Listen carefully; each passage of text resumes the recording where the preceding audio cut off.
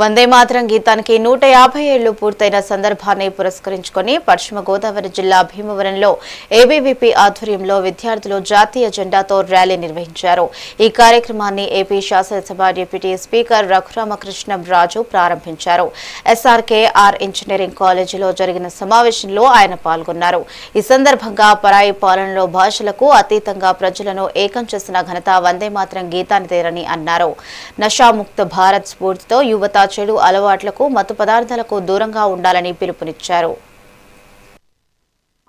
ఈ రోజు మనం ఇక్కడ కలిసిన రోజు ఒక గొప్ప విశేషం ఏమిటంటే మీరు అందరూ గుర్తుపెట్టుకోవాలి, వందే మాతరం గీతంలోని మొత్తం 6 చరణాలు జాతీయ గీతంగా గతంలో పార్లమెంట్ పాస్ చేసిన దాన్ని రాష్ట్రపతి అనుమతి పొందింది ఈ రోజు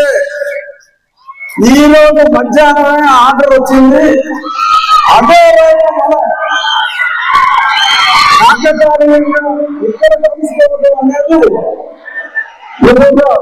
చరిత్రాత్మకం।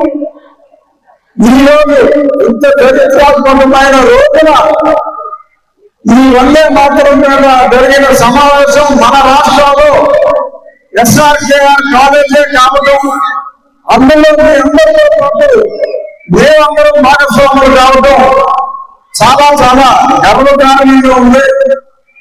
వందే మాతరం అంటే భారతదేశం పరాయి పీడనలో పాలనలో ఉన్నప్పుడు నీ తల్లికి నమస్కరించు, నీ తల్లి భారత మాత అనే ఒక నామకాంతో దేశభక్తితో ప్రజలందరినీ భాషలకు అతీతంగా ఒకటిగా